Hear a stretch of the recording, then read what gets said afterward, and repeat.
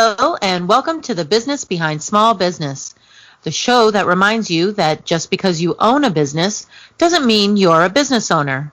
In each episode, we will discuss a common issue small businesses face and offer tips and advice from the perspectives of two business owners, one that built to sell and one that built to inherit. We are your hosts, Savannah Stone and Chloe Lee. There's a lot of business behind small business, so let's get to it.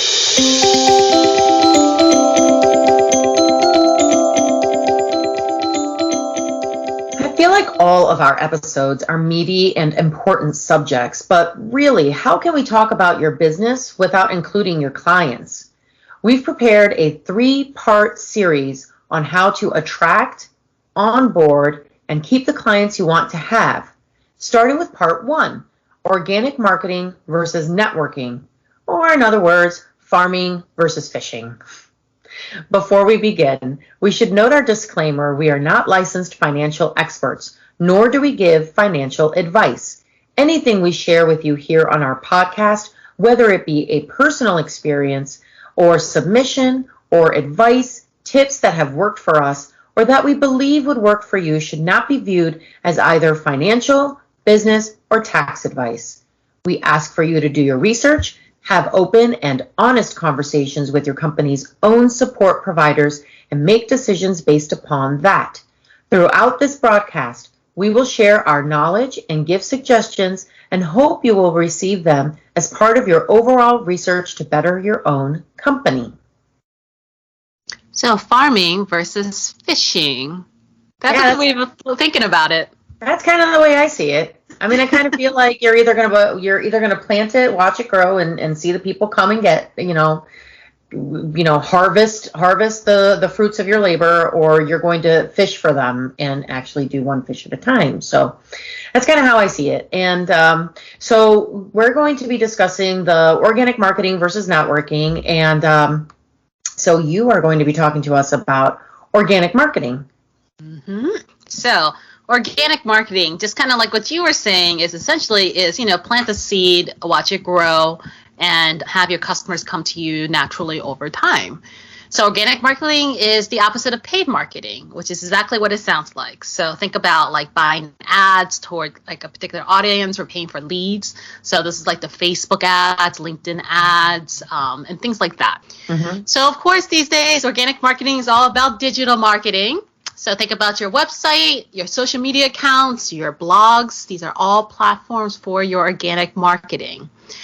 And it's important to your business because if it's done right, you can generate a constant stream of leads to yourself and to your company, and even better, get them to be close to converting into customers even before you speak with them. Right. Mm-hmm. So just think about all of the efforts you can save versus maybe what a lot of our small business owners are doing now, which is, having to speak with every customer, every prospect rather, that's being sent to you. And you know how much time that takes. I mean, at a minimum, you got to give them half an hour, right? At the least. It's usually more like an hour. And then if you're really, getting along, it can be 2 hours, sometimes 3 hours, which is great when you're hanging out with a friend, but not so much when you've got work to do. Exactly. So there's only so much time in a day, and you can have your marketing kind of do a lot of the work for you to help you kind of qualify your leads before they even get to you. Then just imagine how much time that's going to save for you. Mm-hmm. So there's a couple items that I wanted to go over specific to organic marketing. Now, this is a huge topic. There's so many nuances you can go to in this. It's such a fun topic too, but we have less than an hour, so we also want to keep our listeners on point with us. So we're going to go over just 5 particular topics that I think is probably most important to know if you're thinking about doing organic marketing. So take note of these 5. So the first thing I have is know your brand, know your message, know your ideal customers. Who are they? What do they do? What kind of information they like to see? How do they digest information? Is it on their phone? Is it by email, Facebook, podcast? And then also, what time of the day, right? When do they like reading information? Is it early in the morning while they're out in the gym and they're early birds, or is it right before bed, before they wind down for the day?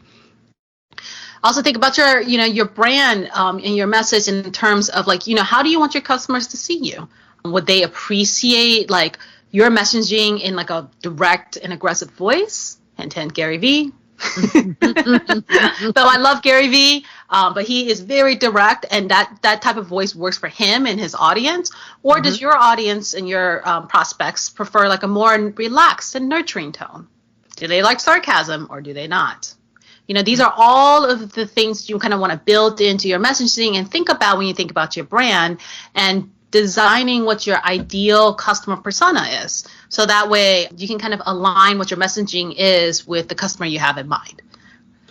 So to add to that, when I was trying to figure out what the voice of my ideal customer was, I looked at my current customers and I looked at myself.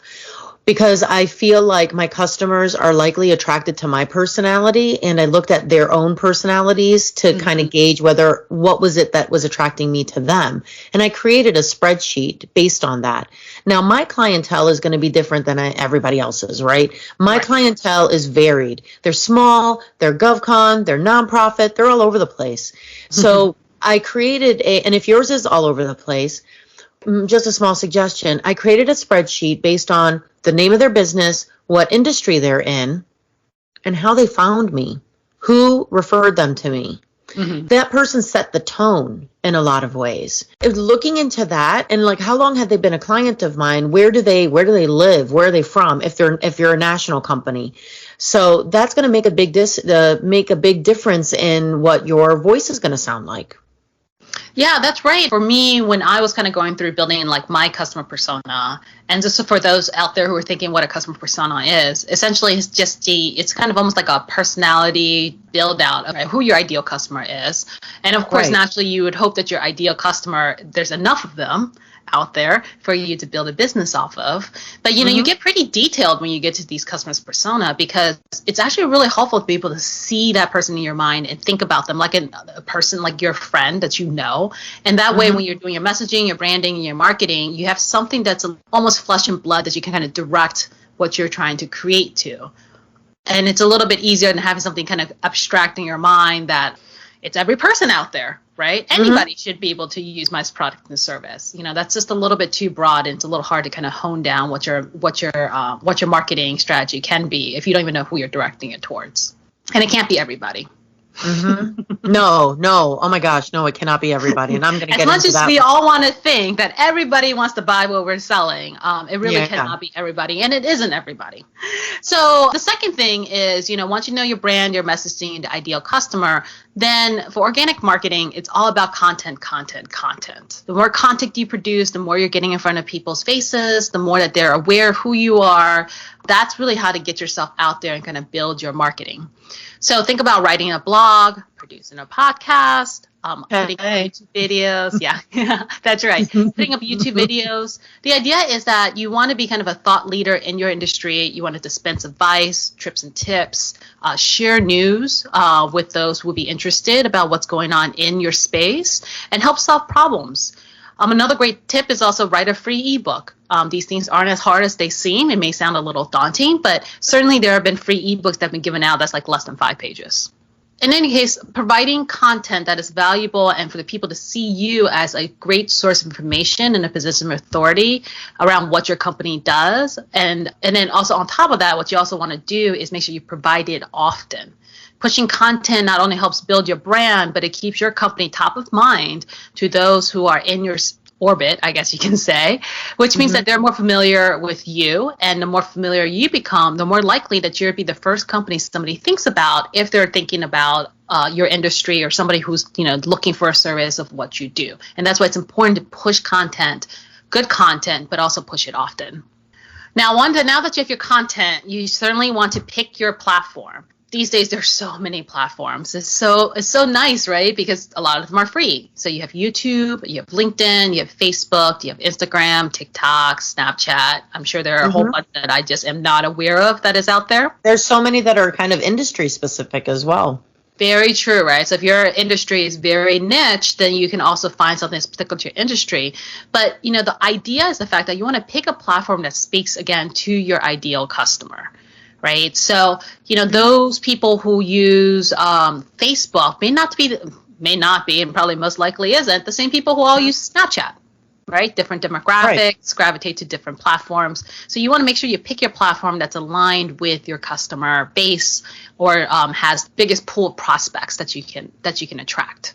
Facebook has also changed the way that you utilize their social media. So you do have to be Yeah. you have to navigate it a little bit or really focus hard into Facebook because it's not as simple as say Snapchat or TikTok or Instagram, right? So I mean, they've changed, right? All these platforms change yeah. over time. So as good as they are, they do take a little work to understand how you do it. Mm-hmm.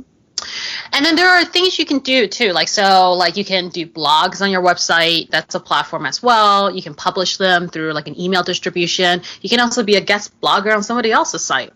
If you're doing podcasting or you're doing video content, then you have even other platforms like Spotify, Apple, Pandora, and then YouTube again.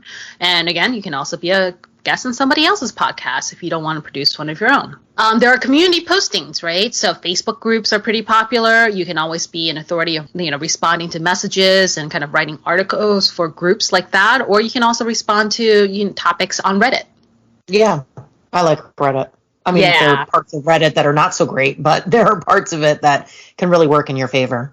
Yeah, I agree with that. And the great thing is all of these platforms are essentially free, which is something about probably we couldn't do like 20 years ago. But for us now, these are all free and you're able to share your content on it. And of course, if your content goes viral, then you potentially can touch hundreds, if not thousands, if not millions of people with your brand, your voice, and your business. And so it can be really powerful if you choose the right platform with the right content directed to the right group of people. And I'd like to add to that there's also brand new options like Lunch Club. Or Clubhouse, actually, now that you're thinking. Yeah, Clubhouse, I'd say, is probably more like a real-time Facebook group. Yeah. And Lunch Club is like real-time LinkedIn. And also, if you're, depending on what your services are, you could also look into Thumbtack. So there's a lot out there. It's just a matter of what your focus is, what your intention is, what your goal is, and just know that likely there is something online available to you. And if you do know your branding and your messaging and your customer base, or your prospect base really clearly, that'll really help you kind of narrow down which platforms to go with, because otherwise the options are a little overwhelming. So the next thing is to remember to drive as much traffic as possible to your website. Right, so your website is a huge asset that you have these days. I mean, how many times have you heard somebody's name and immediately you go Google it, and then if they don't have a website, you're like, oh, this person's not real. I mean, your website goes so much towards your brand these days. And if the idea of the website is for you to attract customers, to educate them on what you do, and then to convert them into actual customers, then your website is a powerful tool that you want to drive traffic through.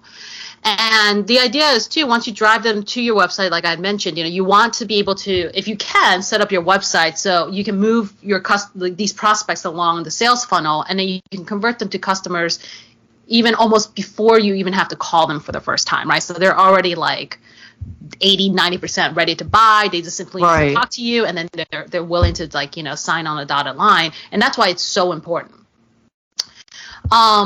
Regarding the traffic to your site, link all your content back to your website. So if you're on all these other platforms, find a way to link them back to your website. It can be in the comment section, especially if you're guest blogging for somebody else, or if somebody else wants to blog about you. If they link their site to your site, then again, this all kind of boosts the I don't say availability, but the ranking of your website essentially on any kind of search engines like Google or whatnot. Oh, speaking of which, another one that I thought I forgot to mention earlier is Google My Business. If you are on that and have it really fleshed out, and they will send you emails every now and then saying, hey, why don't you put a post up and it'll up your ranking. So you just post something about your business or about whatever's going on. Anything like that is just going to up your rank. Yeah, and then speaking of rank, right, when we're speaking of ranking, we're talking about getting on that first page when somebody searches for like a particular keyword about your industry. So let's just say that if we're talking about bookkeeping, right? And when somebody types in Google bookkeeping, what you're trying to do is you want to be on that first page that pulls up on Google. And that's what we mean by ranking. So part of this also too is, the reason why you also want to drive traffic is that you want to get this ranking up, which means that you probably want to learn a little bit about basic SEO, right? So search engine optimization. You just kind of want to understand what the factors are and kind of helping getting your website ranked up. Now, you don't have to be like a specialist or anything. I mean, this is also a very deep topic that can go on for quite a bit of time. Oh my gosh, for sure. About how to, work the mysterious algorithm that is Google and other search engines. But also we don't want to. Oh, sorry. And we also don't want to take away from marketing experts. Where this is like SEO it's for a specialty field. Like you can go really deep with this. But if we're talking about organic marketing, the great thing is that most of these search engines they like pages and they like websites that are growing organically, right? So you just kind of want to be aware of what is a keyword, what are the keywords for your industry, so at least you can get some basic know-how of how to boost your own ranking in the right way. Yeah. You can use Mozpro, Mozpro.com. There's paid versions of that, but the free version also gives you a nice, I guess, layman's version of ranking and keywords and where your website kind of sits in between all of that. So yeah. I mean, I've used it a few times just to kind of see what where my website is and where my keywords sit or fit. So. Sure. I mean, especially if you're planning on doing a lot of the blogging and a write-up on your website yourself, and you're still at a place where you're managing it yourself, then you really owe it to yourself to learn some of just these basic SEO ideas. Yeah. And then the last thing I wanted to mention about organic marketing is collect emails. Yeah. So your email distribution list can be one of your most powerful assets. And a lot of people don't think about this. And it's such an easy thing to collect, right? Especially if you have even just a simple landing page on your website that kind of asks people to put in their email so they can get future content from you. That's a way of collecting email addresses. And then from that, you can actually push out content that kind of entices people to, again, know about your brand, know about your messaging. The idea of why this is so important is that when you have an email distribution list, you're able to push your content whenever you want, however you want, with whatever you want. Right. So that has a lot of power in that because, you can rely on Facebook, Instagram, LinkedIn, all these other platforms to help you with your organic marketing, just like you were saying, Savannah. But then, when these platforms changes the algorithm or changes the method or changes what they're doing, it can have a very drastic effect on how well you're marketing to your audience. But if you have an email address, that's a direct line between you and your future customer. And there's nothing in between that. And that's why collecting emails is so important. Another way to do this is, you guys probably all have done this before, is when you go to a website and then there's some ebook that you want to download and they're like, well, first give us your email. This is all for the same reason, is that collecting that email address for your email distribution. So you can do the same thing, create a free piece of content, do an ebook, do anything that, is enough for somebody who are willing to put in their email address so that they can just get that free piece of content. Now, of course, you want to keep them around, right? I'm sure you and I have always unsubscribed to things that we just don't find interesting anymore. So you want to make sure that your content that you're pushing out by email is good and it's enticing to keep people interested in who you are and what you do and whatever your messaging is. And then, of course, also push out content regularly because you may have their email address, but if you're not sending something to them regularly, then they're certainly not going to remember that you're around anymore.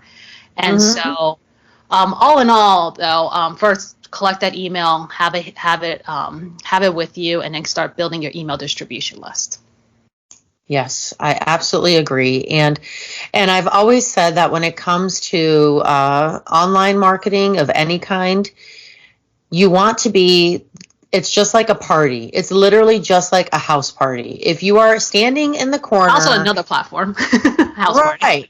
Well, yeah, that's true. But it's true. It's Just like at a house party, what kind of party are you at? Are you at a cocktail party? Are you at a women's book club? Are you at a frat party? Are you at what kind of party are you going to, and what kind of people are you hoping to meet at this party? So that helps you decide what that equates to voice. Mm-hmm. Then, are you the loudest person in the room that no one wants to talk to because you won't shut up? Or are you the person in the corner who says something every now and then and everyone forgets what you said just as soon as you said it? Mm-hmm. Or are you the person walking from person to person, having an engaging conversation, and leaving the party with everyone saying, wow, what a great person that was. I want to learn more about that. Yeah, I want to invite them back to my party because I'm having cocktail parties every single day. So it's very much the same. I mean, social media is exactly that. It's socializing on a medium that is media. That's a fantastic way of thinking about how to go about this party. Yeah, it really is. And then again, if you're going to a cocktail party, do you dress up like you're going to a frat party and vice versa? No, you don't. So if you're talking to people who would go to a cocktail party, don't speak to them like you're going to a frat party. And scene. It definitely drives home the number one point that I started with, which was know your voice, know your brand, know your messaging, because everything goes from there. If you're clear on those points, all the other decisions are easy. Right. And so you did an excellent job of explaining what organic marketing is, how it's important to a company, and how to do it effectively. And so now I am going to discuss, is networking important to the growth of your company? Why? And how to network for the best results. So whereas organic marketing is like farming, or at least in my mind, it's like farming. It could be whatever you want it to be. But to me, it's like farming. Networking can be a lot like fishing. You have to find the right fishing hole, know what kind of fish are best for your diet, catch a bunch of fish that aren't that, until you catch the right fish and the whole family eats aplenty. It's slow, and you generally only catch one at a time, but each right catch yields great results. The more you do it, the better you get at it, and the more likely you become to catching the right fish over and over again. Networking can work in the same way. When you're new to networking, you choose networking events based on location or theme, or, well, you just like the name of the event. You'll likely meet others just like you, who really don't know what kind of connection they want. They just want to connect. A lot of times, new networkers will mistake these events as an opportunity to sell their product. Please don't do that. Networking is a place you connect with like-minded people and you create a network. I mean, it's literally in the name. It's not a place to hawk your business card and a business and trade cards like you're in middle school, which is what I feel like sometimes when I go to this. Here's my card. Here's my card. Here's my card. Like, I don't really want your card. How about we talk? Like, what did you do this weekend? How about that? Anyway, I'll get to that. I know it comes off as harsh, but when someone leads a conversation with, so what do? I want to answer back, well, I knit. I watch what my husband thinks is an unhealthy amount of Netflix. I work out. I go for long walks. I drive my kids from one sporting event to another. And yes, I understand that wasn't the nature of the question, but shouldn't it be? I mean, like, why are we getting straight into what do I do? Because there's so much more to me than what I do for work. If you want to network effectively, it's important you understand that this is a place to create and grow connections, not a place it's not a job fair. I know I'm being like really rip the Band-Aid on this, but it's really well, you are an expert in networking, though. I mean, you certainly have enough experience in it, and you do it well. I think also from personal experience, too, know that you've gone to a lot of networking events, enough so that you definitely see the patterns and know how to navigate it properly.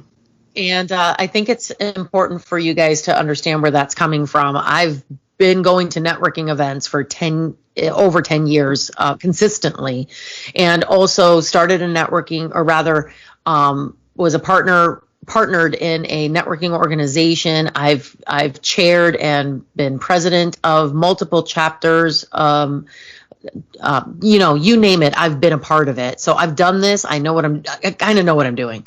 So here's my advice to you. Choose events that are likely to have the types of businesses or people that would either be a conduit to clientele for you or an asset to your clientele. Go to events that will have other people in your industry. There are multitudes of organizations and associations in every field of business. Just Google it. Making connections with other people who do the same thing as you will make you an asset to your clients, meaning if you can't do something but someone you've connected with can, you have a resolution for a client's problem. This ups your value add, and you've proven your worth to your referral connection as well. If you want to go to a broad focus event, like a chamber event, for example, see if there are any businesses there that fit well with yours. Reach out to them and introduce yourself. Let them know you're looking forward to meeting them.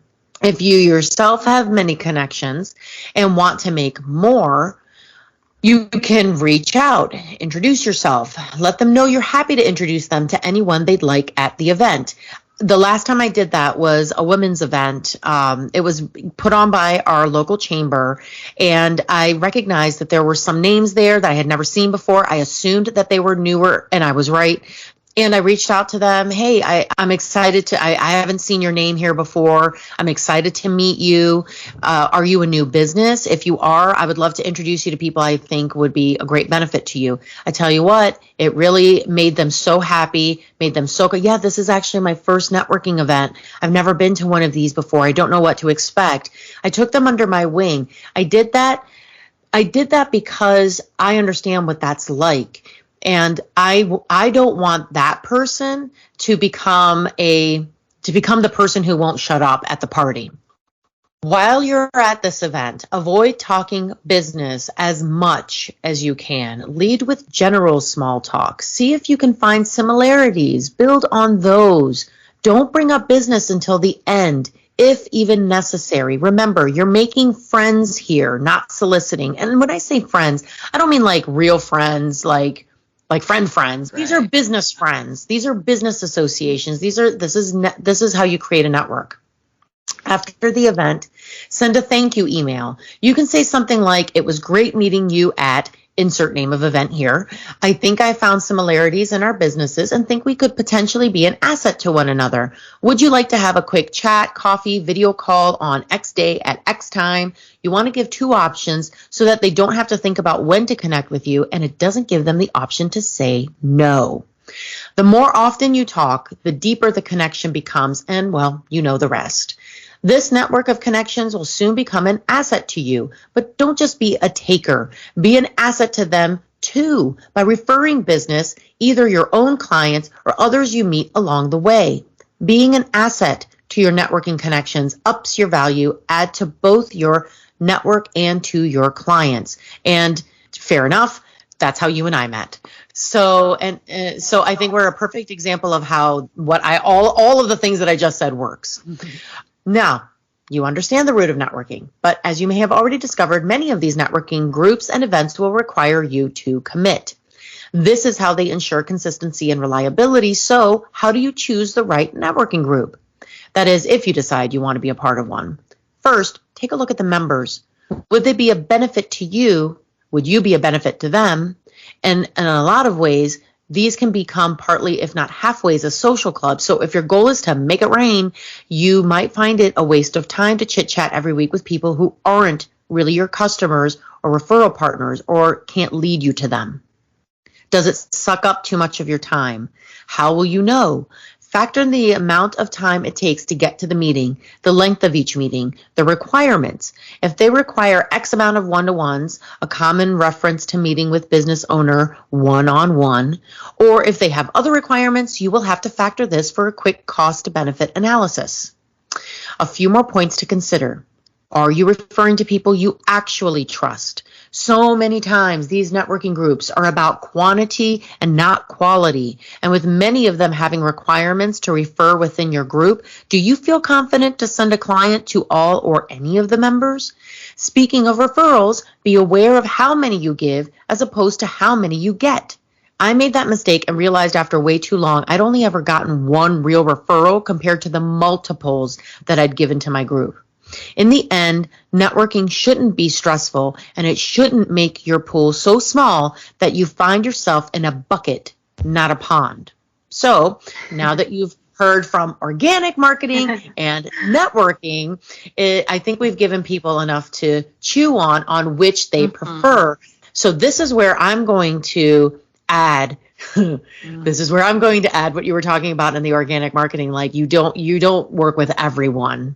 It is important to know who you don't work with. And when you have to do that 30-second spiel, make sure you mention that. I don't work with, right? That elevator pitch, which is, oh my God, sometimes I wonder, what did I do in my last life to have to endure this kind of torture? but I will say, you should write one, you should memorize it, and you should time it to not be any longer than 30 seconds. Do not ever go to a networking event where you're going to have to give your 30-second warm-up or introduction or what have you, and not go into it without something memorized. Because I have multiple times, as I'm sure you have, sat through a 3 to 5 minute long 30-second introduction. It's like, God, please get to what your point is. No, 30 seconds, who you are, what you do, who you work with, who you want to work with, who you want connections to, who you don't work with, the end. That's it, period, at the end of it. When it comes to the whole, I work with everyone. No, you don't. I went to a networking event once where the person actually did stand up and said, and I knew the product that she was selling. I knew it very, very well because one of my clients sells that, or rather uses that product on his customers. It's a machinery. She said, we work with anyone with blood. Well, I feel like that would be more of a challenge to see who we can find that doesn't have blood. Right? Huh. So I actually said to her after she was done, I didn't mean to call her out, but I said to her, because this was when I was the president of a chapter at that time, of a networking group rather. I said, I actually know what product it is you're talking about. And it's not so much that you work with people with blood. You work with people who have gone to physical therapy, who have gone to chiropractors, and are still in a lot of pain. This product is for people who are looking for a deeper level of rehabilitation. And they want to use that together with their massage therapy. Mm-hmm. Yeah. And that's when the whole room was like, oh, is that what that is? I have somebody for you. Yes. Anyway. I have to say though, like, looking back now, I don't regret starting out networking as a green business owner, from day one, right? After all, this is how you and I met. Mm-hmm. I do go back and do see like how much time I've wasted on a lot of networking events that just aren't very good networking events. Yes. Okay? Good networking events have a certain structure to it that helps facilitate relationships and connections. And some networking events are either too rigid or, they're lazy and just use the same platform that another networking event to keep spilling on the same thing over and over again. And it just doesn't do anything for anybody. And so I know that I probably wasted enough time on those that at some point, like, I just kind of went to very strategic events that I chose. And I actually just stopped joining any networking groups. That was not the thing for me. The time commitment was too much. And honestly, for me, I found that my time was better spent on organic marketing. I felt like I could touch a lot more people at one time to be able to reach out and then again to use my website or use my marketing to basically move prospects along the sales funnel to get them to be close to customers and qualify that for me even before I have to get on the phone. And I felt like putting my efforts into building that was so much better than going from networking event to networking event to networking event and a group to group to group. I don't know. I just remember like I had one group, and I guess this kind of goes a long way of you figuring out like what value you bring to a group and whether or not they're also a good fit for you. If you're not going to if you don't feel comfortable giving business to like more than half the group, then why are you there? Right. Right. Absolutely. And I'm probably not the right person to be discussing this, but I will say I made every mistake a person could make in networking. So I don't hold networking in a high regard anymore. I admit I didn't come from a world where there was a value in networking. I came from, God, man, so many years of sales. So it was there was a very high focus on sales leads. So I was very green. But when I look at what I'd spent between time, money, and energy and what I'd done thus far with my organic efforts, my return has been much greater with the latter. Right. And you're right. Would you and I have met if it weren't for networking? No. Would I have the connections I currently have that benefit my clients or the referrals I get for new clients without networking? Likely no. Mm-hmm. So it's a necessary benefit for new businesses, I suppose, but I wouldn't spend too much time and effort on it or rely on it as a sole source for leads again, if I could do it over again. I mean, the amount of time I spent, it's just preposterous. I also would have focused more on groups that cater to people in my industry. I mean, no disrespect to anyone in the housing industry, but I kept finding myself in groups, as I'm sure you did, with a heavy focus on title insurance, mortgage, real estate agents, and they were like this superpower of referrers to one another. But it was a struggle. It was a struggle for me to find a symbiotic relationship, making it difficult to refer them to them or to me. You're right. Like it was they were their own pool, but like you couldn't get into that pool, but they also didn't come out of that pool. So I will say that when I discovered the power of the super connector, things did change for me tremendously. I've been doing it for years, unwittingly, and this type of networking is what I believe the reason why I don't really network anymore. I don't have to. I provided tremendous value to all of my connections, and I was and am generous with my network. I was constantly referring. Yeah. Yeah, and that's the thing. I don't know if I really subscribe to the idea of a networking group that has to meet every so many weeks for however many hours, and then also have qualifications where you have to pass so many leads or you have to do so much stuff for the group itself. I'm much more of a believer into like you said, like super connectors like that, where one or two people that you really like, you really would love to do business with, you're symbiotic in your industries of what you do, and then you can actually really thoughtfully nurture that relationship. And yes, that still takes time. One-on-one before you get to the point where you can refer, that is less time and less effort, and it probably has better rewards than it would be to be kind of subscribing to these networking groups that has such a rigid schedule and a rigid list of requirements. For me, I would say, do a little bit of both. The only reason why I kind of steered a little away from networking was because, one, it took so much time. But the other thing, too, is I didn't want to build my business solely based on just referrals. And that's where we all start. Not that it's a bad thing. I think it's great. And I am so thankful for everybody who, gave me and my small business and my newbie small business owner a chance to be able to build up my business. But, it is at the end of the day a one-trick pony, right? If you only have one source of business coming in, it's coming from referrals. One, you don't know when that's going to happen. And you can't build a business on you inconsistently generating potential revenue. Whereas organic marketing, I feel like if you put enough time in that, you build your brand, you build your message, you build your voice, you build who your company is online, and then that becomes something that's a lot more consistent and stable. Not to mention that has far more value in the long run, especially if you want to sell your business. I'm no scientist and I'm no private investigator, but all I can say is that 2 years ago, I was making X amount of income. Last year, I made twice that. Last year, there were no networking events really for me to go That's to. Right. I focused on organic marketing, and this year, I'm twice what I was last year. So I'm just saying. Anyway, in each episode, we like to connect a famous example to our discussion to help you relate our talking points on a more global or well-recognized scale. Sometimes we use exact examples of either famous persons or successful business owners of today or in history. And sometimes we use examples of people who inspire us and have inspired today's discussion. Chloe, take it away. Okay, so my famous example is Hotmail. So in 1996, Hotmail launched as the first free webmail service. So let's just be honest. To us, that sounds like no big deal because we're so used to having email. But back in 1996, it was a big deal because then you cannot access your email account unless you're sitting in front of your own personal computer that is probably in your house. Right. So being able to access your email from an internet browser anywhere was a really big deal.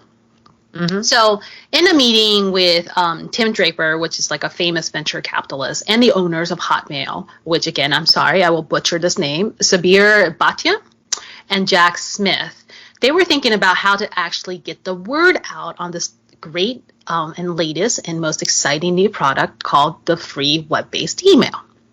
So at first, the owners thought through kind of all of the traditional marketing, so including billboards and radio ads. But to be quite honest, at that point, they were a bit of a startup, so those were all very expensive, and they just simply didn't have the money for it. Tim Draper, the venture capitalist, even suggested that how about we just email anybody and let them know that, hey, there's this great new product. But back in 1996, spamming wasn't very popular then, just like it's not very popular now.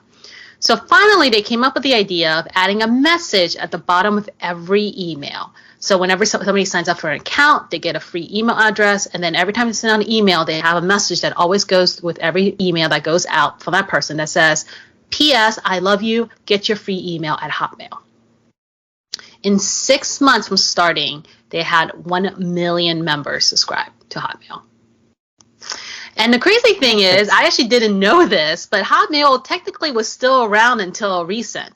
The business was actually acquired in 1997. That's right, 1997. So that's about a year after it was invented or created by Microsoft for $400 million.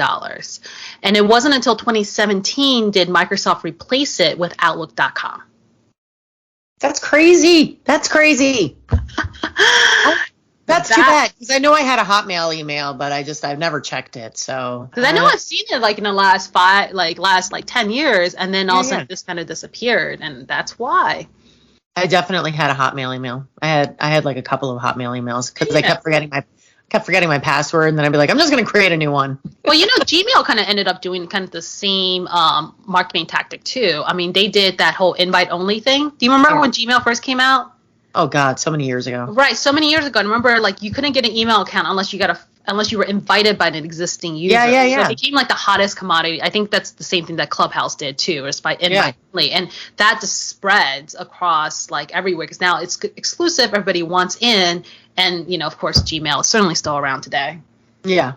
I'm still trying to figure out Clubhouse. I feel like my brain's operating system is just too old to put my head around it, but I'm figuring it out. I'll give everybody an update once I figured out how to use this thing. Anyway, all right, what was your example? So my example, Fast Company wrote an article about super connectors and those individuals that have done it so very well. One of those said individuals was Scott Gerber. He's the co-founder and CEO of the Community Company, an organization that builds and manages professional membership communities for global brands. He's also the founder of Young Entrepreneur Council. Speaking of invitation only, this is an invitation only organization comprised of the world's most successful young entrepreneurs, and Forbes Councils, a collective of invitation only organizations for world-class executives. He is also a special advisor to Forbes Media Fast Company.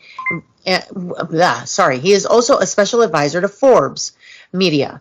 Fast Company wrote, responsible for popularizing the term superconnector.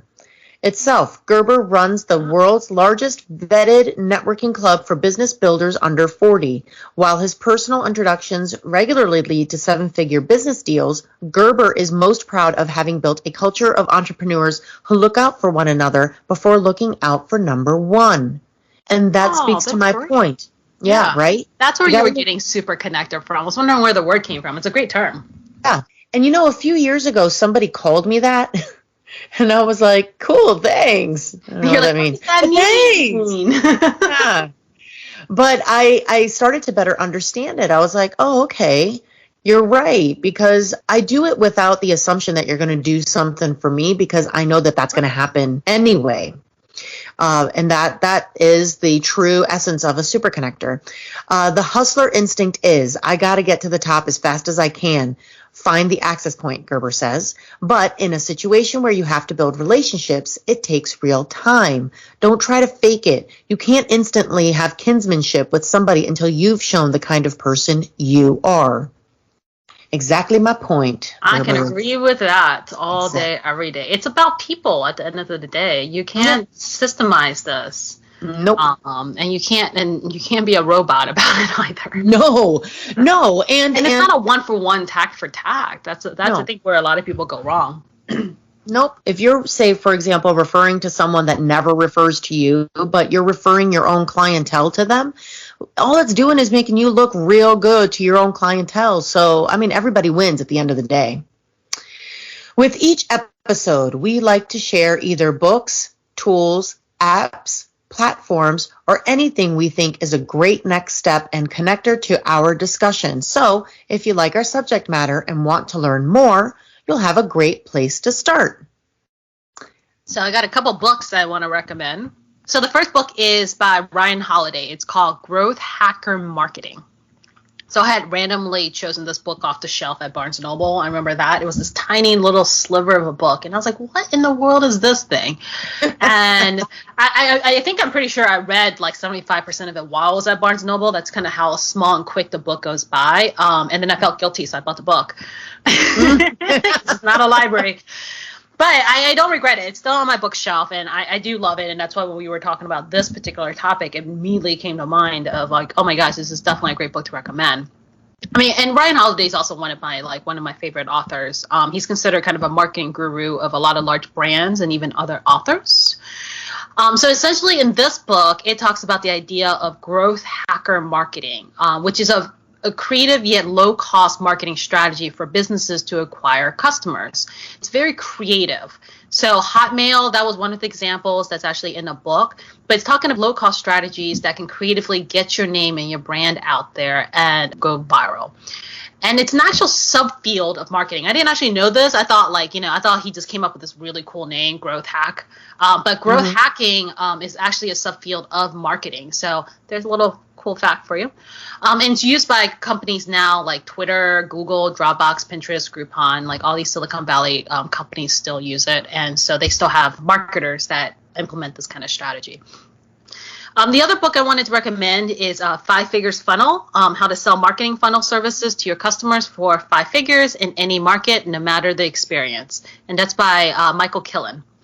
So this book was a super random pick, even more so than walking through Barnes & Noble. I think I was just kind of randomly on Amazon, and it was when I was getting into organic marketing and I wanted to learn more about branding, SEO, sales funnels, what all this meant. And I came by this book just by chance. And even though the title seems to advise about, how to provide marketing services for a 5-figure price tag, at the heart of it, what the author actually is writing about is actually about marketing and sales. And it takes you through some methods to think about what your niche is and helping you define who your customer. So again, going back to what we were talking about with, knowing who your customer persona is. So you know exactly who you are marketing to. The idea is to develop the content so that you can be seen as an authority in your field, how to sell without selling, and a step-by-step plan of how to actually run a sales call to convert prospects into customers. All in all, great book, simple, straightforward advice, and like I said, incredibly practical. Cool. Before I recommend a book, I want to give advice on where to start when it comes to networking. If you want to go to an event, look on Eventbrite or Meetup. Both will list networking events in the area.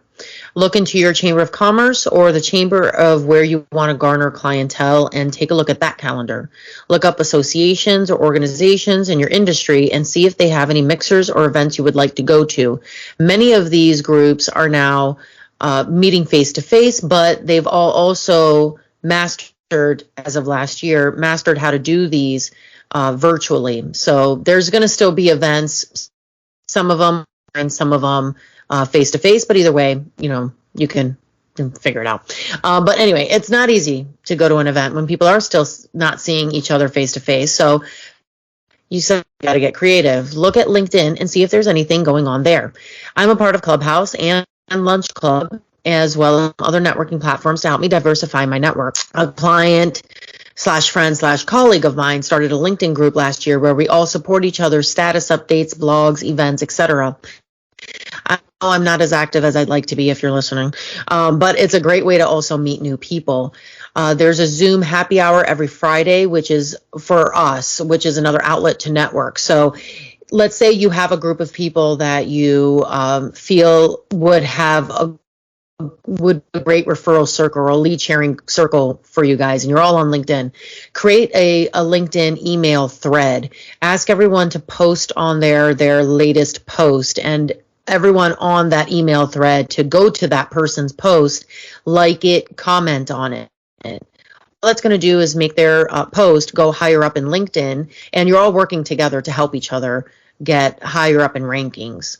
So it's a great way to market for yourself and to market with others.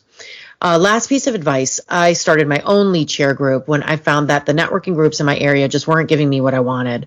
I only had about 6 or 7 people, but we met once a month for an hour or so, and we shared our successes and strifes and asked one another about helping a client of our own, and it created a great opportunity for many of us to build clientele. We used to meet at a coffee shop, and that was just our way to have coffee, meet up, and lead share. If you feel you could benefit from that and have 6 to 7 people in your current referral network, consider trying this out too. So basically what I mentioned in LinkedIn, but face to face. I do have a book to recommend, one that I have read and enjoyed, called Smart Cuts: How Hackers, Innovators, and Icons Accelerate Success by Shane Snow. It articulates all of which was mentioned here and then some. It's a quick and easy read and definitely worth it. So please join us for our next episode, the second part of our 3-part series, How to Attract, Onboard, and Keep the Clients You Want, where we will discuss best practices for making the onboarding process pain-free.